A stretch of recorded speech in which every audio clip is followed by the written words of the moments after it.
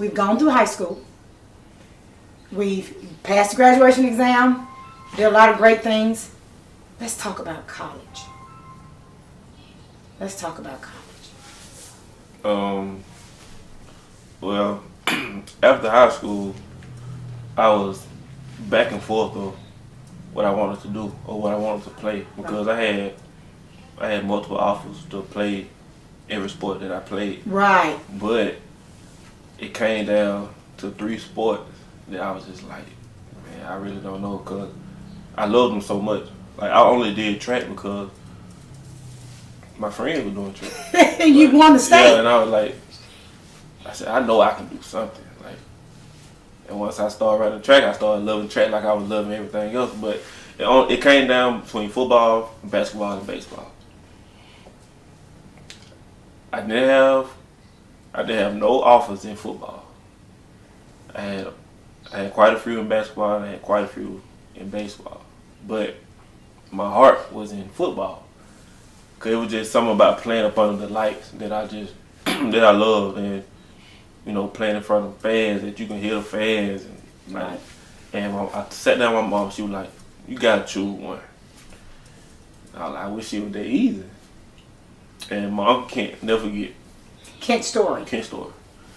He called me and said, "What you want to do, Nip?" I said, "I think I'm gonna play football." He said, "All right, cause I got a guy right now. He looking for a quarterback." He said, "It's all right for me to tell him that you coming." Now, I never met the man. I never met. Kind of like Mangrum yesterday, Miss Right. Mangrum yesterday. And I was just like, "Yo, tell them I'm coming." And a few weeks later, we had the state track meet, and the 2 coaches came down and watched me perform or whatnot. And I started talking to them. They started telling me about the Jones County, where I went, Jones County Junior College. Right. They started telling me about the college and how they were excited about me, and they watched my film, and you know, probably one of the best prospects to come through, and you know, all that good things, you know, that they could say. And once I talked to them, I talked to my mom, I was like, you know what? Go to Mississippi. Right, and she was there quite a bit. I remember the trips. So we got on through the school. Wish we could say everything was fantastic. Wish. We would hit with some challenges. What are some of the things that we were up against? Well, my first challenge was when I found out I was taking math again. And I was like, man, I can't get away from it if I want to. So, yeah, started taking the math classes and me calling you throughout the night, late, but I knew I needed the help, and couldn't nobody help me like you could help me. And we was on the phone for hours doing probably 2 problems that I didn't understand. And once I was being comfortable, like with the school, well, I had my first year went by pretty smooth because I was actually playing. And once I took the second math, when we started being on the phone and you spending hours with me on problems, and after I started getting comfortable, I instantly got hurt. And once I got hurt, it's like reality hit again. Because now I go from the only reason I'm in school is because of football. Right. But now I don't have football, so what am I really doing? Like, Right. do I really want to stay here? Because I'm 5 hours away. I wasn't driving. My mom would come and get me every other weekend. Wow. So it wasn't like I could just get up and just be like, "All right, I'm finna go home. Like, this ain't for me." But I was stuck there. And when I mean stuck in a good way, like I was stuck there. And throughout the semester, my grades started falling in every class. Like, they started falling to the point where at first I was on academic probation. Then I was like, all right, I'm gonna do better. But I couldn't because I'm watching my teammates practice, having good times and going out. But I couldn't because my grades were bad. I'm hurt. And I got a letter in my mailbox. It said, you academic suspension. So I knew what that means. Like, I'm out of school. I don't have football, and the number one thing that I had was my scholarship was gone. Wow. And like I said, I didn't have a car, so it wasn't like I could just get up and leave. I had a talk with my coach, and he was just like, "What you gonna do?" I like, "Man, coach, I'm going home. I'm gonna call my mama, and I'm going home because it ain't nothing I can do." Right. He was like, "No, I'm gonna call your mom." You know that. So him and my mom talked, and my mom was like, "Well, you know, I'm not letting you. You know, Here we go again. come home. You're not quitting, anything like that." Here we go. Coach was like, "Yeah, I don't want him to go home, cause you know stuff." And when he told me what I was gonna have to be doing, probably, I was looking at it like, "Man, you crazy? Like, I'm not finna do this. I done been down the road before." Right. But the only difference was, once I lost my scholarship, that meant I lost my meal plan, I lost my dorm, and I lost all access to like any sports facility. I lost my ID card, so my ID card wasn't working anywhere. So You're just down there in Mississippi. I'm with down nothing. there. I'm down there in Mississippi. No family, like no car. Like I'm down there with nothing. So I mean, I got teammates, but I wasn't finna tell them what was going on, cause they still thinking, "Oh, no, QJ hurt. Like he can't play with her right now." But I go from, I don't have a dorm, so I'm going back and forth from the field house sleeping in my locker when my locker wasn't big as nothing. Coming back to the dorm, lying to my teammates about why I got to sleep in their room, so I'm sleeping on the floor. Lying to my teammates and my coaches about somebody stole my ID card, so I can't eat. So they bring food back to me. So they'll go in there and eat. They'll bring to-go box for me. So I don't have anything. Like sleeping on the floor every night, sleeping in the locker room every night. I lost myself. Wow. And it's like, Explain what that means when you say I lost myself. But let me go back. You said you didn't want to tell anybody what was going on because the last time somebody saw you fail, that 6th grade is so important. That's a very important age. They made fun of you, didn't they? So you were definitely not, as this big old football JUCO player, about to be made fun of. Am I correct? Correct. So it was easier to hide your reality than to tell somebody what was going on. Because I almost can guarantee you that if they knew what you were going through, people would have helped you. But you're not going to share that, are you? So tell me, now that you were gone, they were bringing you food back, and what else was going on with you?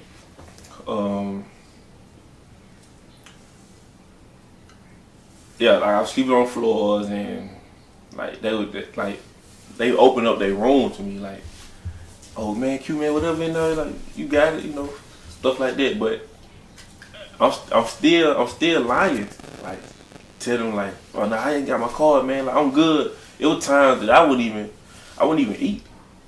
Like I was probably going 2-3 nights without eating. Only thing I had was like a jug of water, cause us as athletes we had to have a jug of water, around, drink every now and then. But that's all I had. Like I went from having to walk, cause I didn't have a car. I was walking to the laundromat, 2 baskets, laundromat, probably 2 miles from my dorm. So I'm walking. People were driving. "You need a ride?" "No, I'm good. So I go from losing everything. And what I mean by when I say I lost myself, it was like I was sitting there like, man, this ain't me. Like how I go from passing one of the most toughest tests I ever took in my life to now I'm not even doing what I love to do. I'm in school. My mom coming out of pocket, so it's rough on her. So I'm in school doing things that I would never imagine. So I'm walking, going to the store, grocery bag, and it's like I'm looking at my food in the room, but I know I can't touch it. Because I know if I eat it now, I won't have nothing to eat later. And it was just like, I wanted to go home so many times. I went down and told my coach, I said, Coach, my mom ain't gonna let me come home, but I gotta go. I said, somebody gotta take me home now. I said, I feel like, I told my coach, I said, I feel like I'm dying, Coach.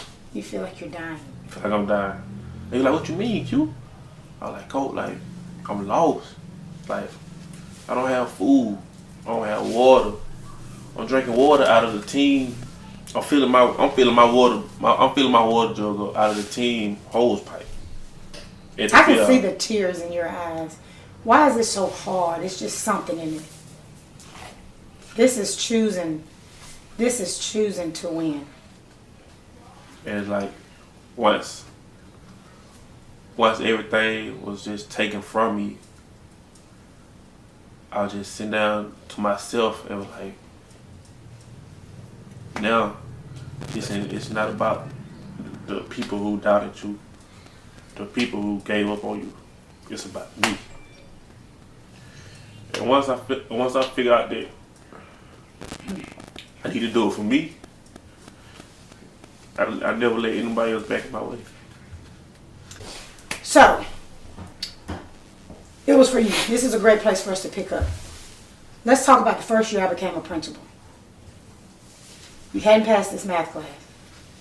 You had figured out, I think you were able to come back to school at some point. You were able to get back in at Jones County. Playing ball again? No.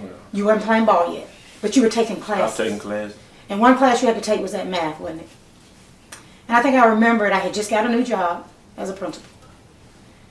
And I think you were home for a break or through a semester or something to take this class. And we always kept in great communication. I always knew what was going on with you. I always tried to reach out to your mom. I knew you were having a tough time, but not like you're explaining to us now. You reached out to me, and you said, I need tutoring. And you lived in Lafayette, and I worked in Valley.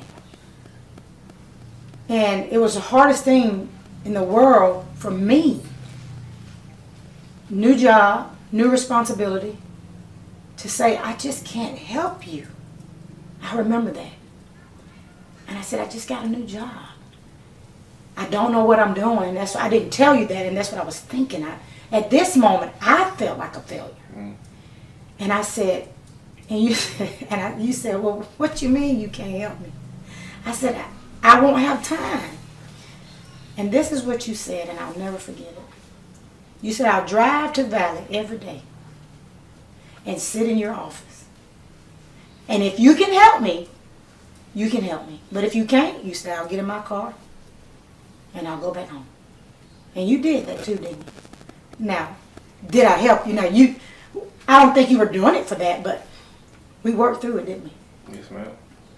We worked through me having students maybe in an altercation and coming back in the office at the end of the day helping you. You come after school, or me putting the kids on the bus and coming back in there and put you on something and helping you, or me putting the kids here out to the carport and coming back and yelling at you and saying stuff like, boy, don't you act like I didn't teach you. So how did you feel knowing that we worked through that? Like you said, it was a lot on you. So once I left the school, coming back home, I would make sure I would just do what you told me to do. Like, look over my notes, because I knew for a fact once I got there, I shouldn't be on this same problem. Cause what I'm gonna say if you would.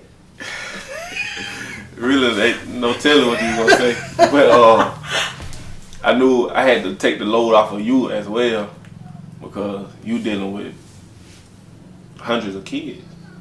And like like you said, you just started principal, and I knew for a fact that I couldn't come in there with all my problems when you got kids that needed you every second of the day. So that kind of made me buckle down a little more too, because like you was there. You'll tell me what to do. I have to do it. Like you said, you'll go to cafeteria. Like it was sometimes you it was sometimes like I'm doing my work and you disciplining kids and you'll tell them, look at him. Like you'll be like, look at him. Y'all, you know, it that motivated me because they looking at me like this man is like 22, 23 years old and she kept him like she kept her, and we trying to get where he at, and you know. And they'd like to see yeah. that I still love my students, even beyond middle school. You're right. So now we've gone, and of course the success story is you got through that class. You did very well. You made an A on that test. I was so impressed by you. I mean, but I would have probably beat you up if you didn't. I'm just funny. But you did well. You graduated, went on, went to University of West Alabama, because I've always followed you. Played ball. I don't think you had as many challenges once you got there, but I don't know. We never talked about it. By this time, you're maturing a little bit. You're still playing football, right? Yes, ma'am. You graduate. You get your bachelor's. Did you graduate JUCO or you transferred? I graduated JUCO. Graduated JUCO. Went on to the University of West Alabama. Got your bachelor's. Where did you get your bachelor's in? It was just general studies. General studies. Don't just say general studies now, because these degrees, they ain't nothing easy. And so you played ball, and that year, though, that you set out, gave you an extra year, though, didn't it? Or something like that. Didn't you play an extra year? I got hurt, and JUCO gave me the extra year. To play for University of West Alabama? Yes, ma'am. You did well. You won some awards down there. Tell us about that, some of the awards you got. My first year, well, all my years, I was first team All GSC, which is the Gulf South Conference. First team All Region, and first team All American, and from 2017 to 2019. Tell me about your academic career towards the end at University of Alabama. Tell us about some of that. Oh, I started taking it seriously, and I ended up actually winning an award for all academic team. I knew that.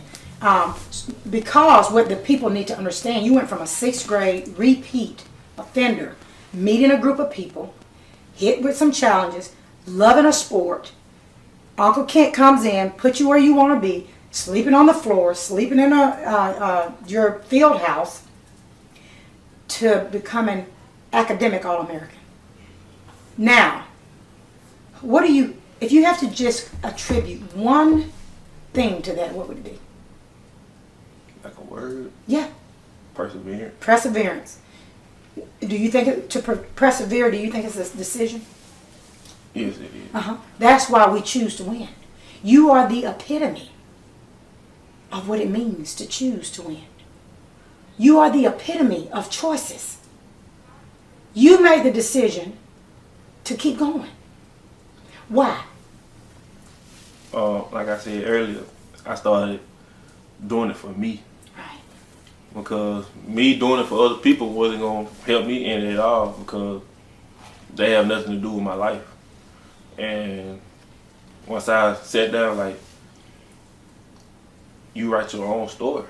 Right. And once I figured that out, I was just like, man. Say that again. Like, you write your own story. You write your own story. And once I figured it out, it was just like, I was just blocking out everything from then on out. Your mom made a lot of sacrifices, didn't she? Many.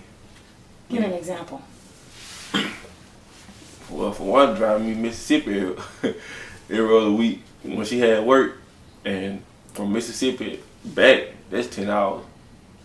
She was doing that every other weekend, and while she had work, and so that's like 10 hours. She get here, she probably sleep for 3 hours. I had to get right back up for work, and probably work 8 to 10, 12 hours. What does your mom mean to you? Oh, the world. Describe that. We hear that all the time. I'm going to put you on the man. spot. What does the world mean? We say that all the time. She means the world to me. What does it mean to mean the world to you? Because she's sitting right across from us. She can see you. Like, I'm her shadow. Like, it's wherever I was playing, and whatever I done, she was there. And it was just like, I was having games, and I would see the people who they had their parents in the stand, and My mom was there every game except for one. I always get on her about that one game. But so let's talk about that. She's at every game except game. you remember the one she was not. That's your biggest fan, isn't it? The biggest one. Yeah. Your mom, Miss Kim. I think she's made two great decisions for you in your life. You're gonna stay with Frankie Bell, and you ain't gonna leave Jones College. So, and how did that relationship with her make you? Because I think the parents are confused about their roles. Not all of them, some of them. I think we think the best parents tell their kids they can quit, or tell them you ain't got to take this, or you ain't gonna talk to my baby that way, Miss Bell, or my child says she don't like you, he don't like you, or she doesn't like you, so I'm gonna go give you a piece of my mind. That was not your mom. And how did that make you who you are today? It kind of made me tough because I was young when she said, "What? I'll never get this." She said, "I'm not your friend." I was like, well, I mean, I know it, but you my mama. And when she mean like she not your friend, I can't come home and be like, I can't come home and just sit down and talk to her about, friend stuff. Like when I come in the house, first thing she asks me, "You got any homework? Can't go play basketball till you do your homework. Can't do anything till you do your homework." And when I get done my homework, then she got something for me to do. She got more work. She got more work for me to do. That wasn't even given by my teacher. And like growing up with her, I always say it was tough and not tough in a bad way, tough in a good way. Cause all she wanted to do was see me win. Oh, you just said it. When people didn't want to see me win, and I can remember waking up early in the morning doing drills that I was thinking it don't make sense. You're a woman. Like, why are you making me do this as in like you my coach? But time after time, I'm thinking like she is my coach. Like she coached me up for life. She coached me up not to quit. And once I seen how dedicated she was, it just made me want to win because she didn't have to do that. She could have been just laying down and she could have been laying down in her bed and I could have been laying down in my bed sleep all throughout the night. It was time after games. I want to talk about this one specific game. You can. We playing Lynette and we lost by 1. I missed a free throw. Probably the only free throw I missed that entire night. We got after the game. I knew I finna hear from her. I walked up to my mom. She looked at me. She shook her head, and she told me to find me a way home. She made you She walk said, "Find your way home." And once I found my auntie found. Once I found my way home, I got home. She said, "Go out there. You need to make a 50 free throws before you get back in the house." I'm like, it's 10:30. It's 6:30 at night, lady. Yeah, and I got school in the morning. That's crazy. But she didn't care because she knew if I was okay with missing that free throw, I'd be okay with losing.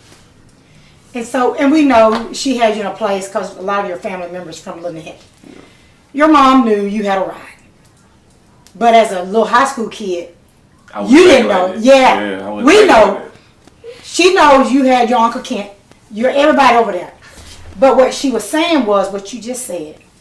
If you lose, if you be comfortable with a free throw, you're going to be comfortable with losing in life. So it wasn't about the 50 free throws. It was about teaching you, don't get comfortable. And so I met your mom. She cracks me up. I think she's done a great job with you. So before we talk about where you are, before we end this interview, again, this is just, you have so much. This is not the last we'll see of you. And you got to promise me when you make it big, my little old group, we can come and interview you some more.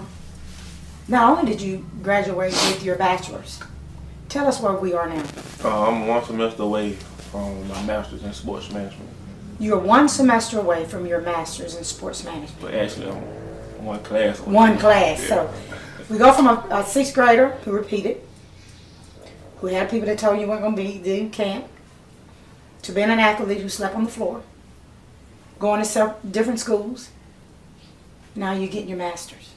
And you have on purple. What does that purple stand for that you're wearing? My fraternity Omega Psi Phi. So you pledged a fraternity. I did. So that's a brotherhood. Yes, ma'am. So how did it feel doing that? It was tough, but growing up was tough. And it's this poem we got called "See It Through," and that poem just reminded me of so much of myself, because when I was up against the trouble, like when I was up against trouble, I met it squarely face to face.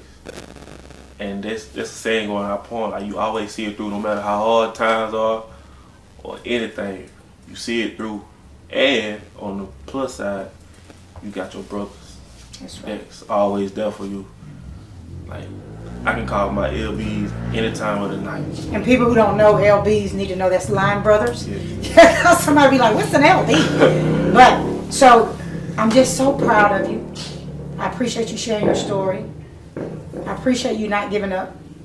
You know, the book that I wrote, Choose to Win, you're in it. I couldn't wait to bring it to your mom. And the full title of that book is Pain is Inevitable. You gotta have it. It's gonna happen. Winning is optional. And I can guarantee you, I'm not the only one that feels like you chose to win. Thank you so much, Quay. Is there anything else that you want to add in before we leave? To anything you want to say to the people, to the young people? Look at the camera and tell the young people. I just want to say, never give up on your dreams. Never let anyone tell you that you cannot do anything, because if you put your mind through it, if you put your mind to it, anything in this world is possible. Thank you so very much. Thank you all so much for tuning in. This is my boy, Quay Boyd, who I will follow from now on. I love you with everything, and that you already know. Don't mess up. Anytime you get a math problem, you better know how to do it, because I taught you. Thank you so much, guys. We'll look forward to the next time. Choose to win.